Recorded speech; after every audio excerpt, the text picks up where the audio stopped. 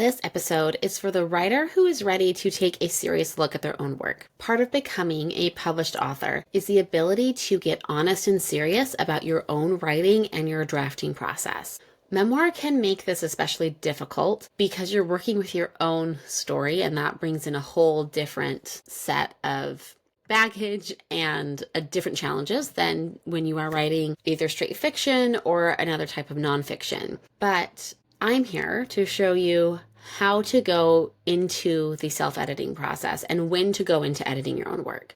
I know this is intimidating, but it's also a skill that you can learn. So let's get into it. You are listening to the Memoir Method podcast, the place for writers, readers, and anyone who appreciates the collective power of our stories. In this podcast, we explore the impact of memoir alongside an examination of writing techniques and strategies used in the genre. Whether you are a writer looking for inspiration and guidance or a passionate reader seeking meaningful connections through shared experiences, the Memoir Method podcast is your go-to conversation spot. I'm your host, Charlotte, editor, writer, and the heart behind Charlotte Writes. Let's get started. In my social media scrolling, I see so many tongue-in-cheek reels and posts about the editing that has to come after you finish that first draft. And first off, finishing that first draft is a massive, massive milestone that deserves to be celebrated.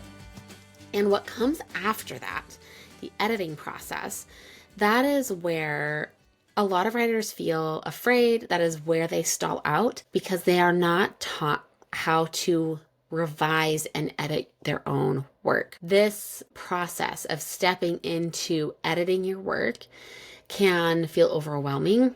It can be a drag, and it's often described as the hard part. It's the hard part of publishing is editing. I also recently saw a reel from a literary agent that said you're really a writer when you look back at other stages of drafting and publishing and think, oh, that was the easy part.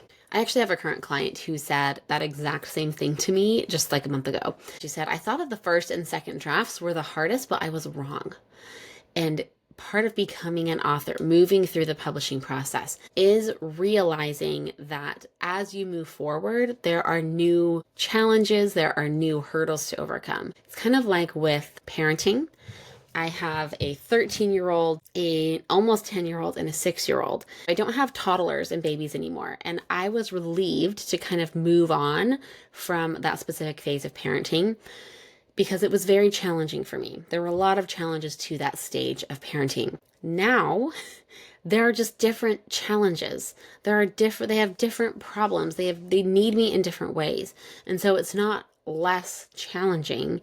It's not less hard, but it's different. And then the same thing rings true for writing and editing and publishing your memoir. And the reason that editing feels so intimidating is that you're not really taught how to do it. There's a reason that editing is its own profession within the publishing industry, and it has its own skill sets and training and education standards. So yes, maybe you do remember some of your English or language arts classes where you learned about grammar, punctuation, and usage, and you feel like you could fly by the seat of your pants while drafting, and you could figure things out pretty well on your own. And to a point, I do want you to do that. I want you to be resourceful. I want you to tap into the different courses and experiences and containers available to you because I want you to be the kind of writer who pursues their own development.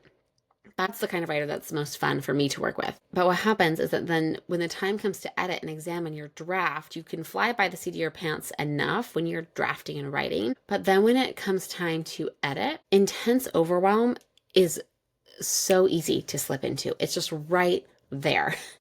I will say it's an inevitable part of publishing. And so what I want to do is, one, to normalize that for you, and two, give you tools to navigate that overwhelm when it comes to editing your own work. Because the best way to reduce the resistance that you feel to this stage of drafting is actually very simple. Know why it's important. Not just like, oh, they say I'm supposed to do this, but actually understand why this step is really important and see this step as one critical way that you are taking yourself very seriously as an author. Nothing is more frustrating for me as a professional editor than to try and work with someone who resists the editing process. This doesn't happen to me very often, but as I've edited in other capacities with magazines and other publications, sometimes I am assigned to work with a writer who resists every part of edits. And it's a little exasperating on my end, and it's probably frustrating on their end as well. But learning to edit your own work means that you're not just focused on yourself as the writer. You're thinking the long game of publication, and whether you realize it or not, you're actually already thinking of your reader. This is what self-edits can do, is it tips you into that author mindset. It helps you take yourself more seriously as a writer, as an author, because you're starting to look at your manuscript from different angles.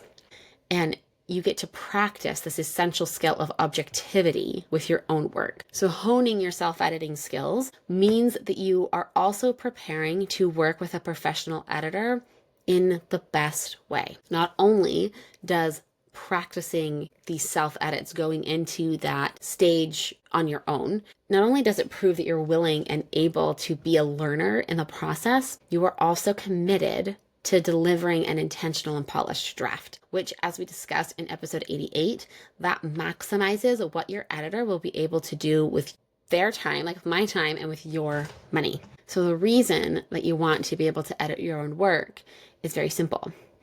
Being able to edit your own work makes you a better writer and a better publishing partner, full stop.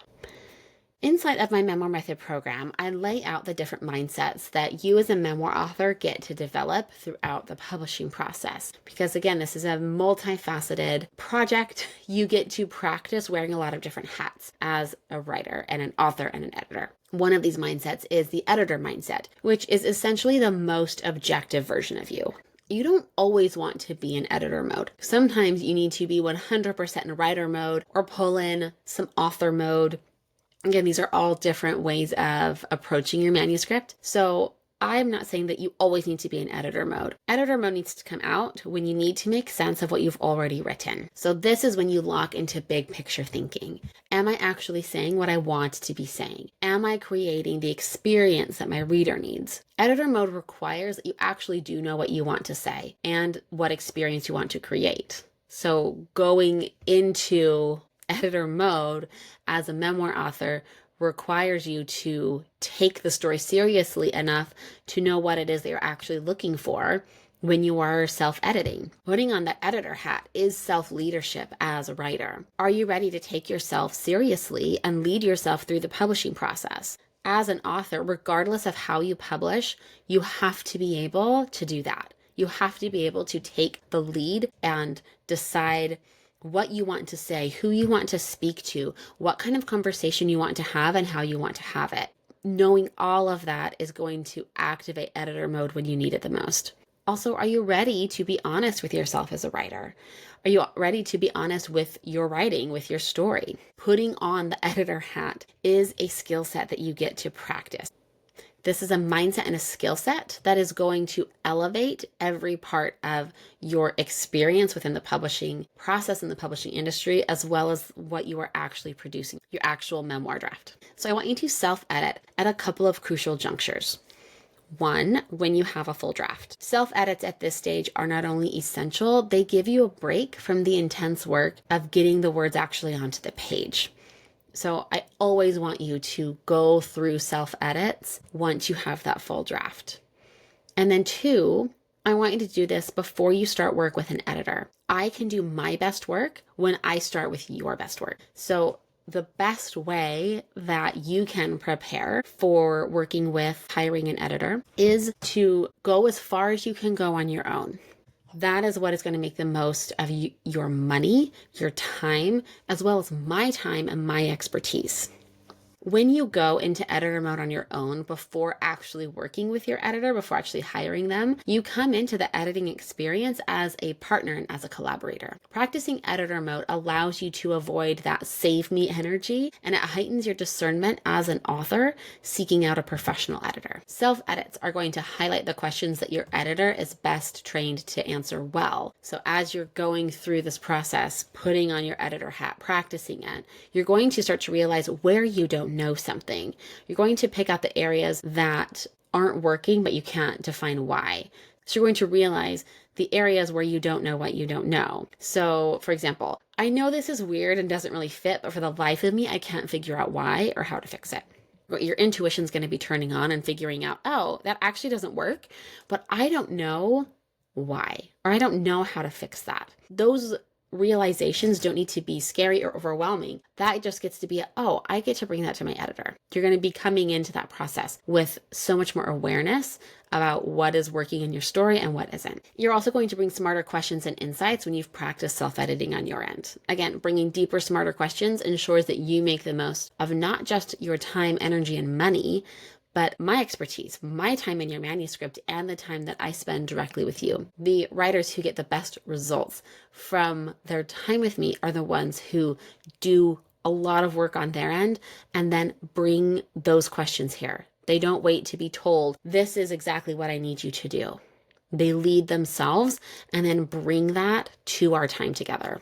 In my memoir method, I go over self-edits and I help you start to fine-tune that process for you so that you can figure out what methods and flows are going to work best for you in your writing process. This is a process that I take myself through as a writer, and it always results in better work than if I just handed over my first draft to an editor. I currently have a few open spots for one-on-one memoir development, and we can start before the end of 2025. If that is something that you are ready for, or you at least want to talk about it, go ahead and head to the link in the show notes to book a free call where we can talk face-to-face and figure out exactly what you need as an author right now. If you're not quite ready for that, go ahead and jump into my Memoir Method program. Phases 1 and 2 are all instant access right now. I will be running phase 3 in November. This program is what I take my writers through, and it's something that I've designed for you to walk yourself through as well. So if you're not ready for that high-level editing work, you can still take the tools and frameworks that I use and learn how to apply that directly to your work. So I will have a link to that in the show notes as well. Thank you so much for joining me in this conversation. I'm really looking forward to seeing what your takeaways are from this conversation, and I will see you next time.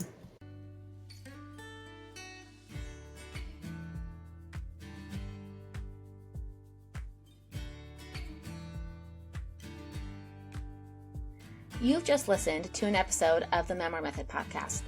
The Memoir Method podcast is presented by Charlotte Writes. If you liked what you heard, the best way to support the show is to subscribe through your preferred podcast player.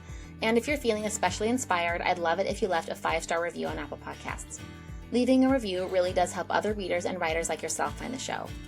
If you want to continue the conversation, you can find me on my website at charlottewrites.co or on Instagram at charlottejanewrites. Thank you for tuning in. I'll see you next time, and remember that you have a story that matters.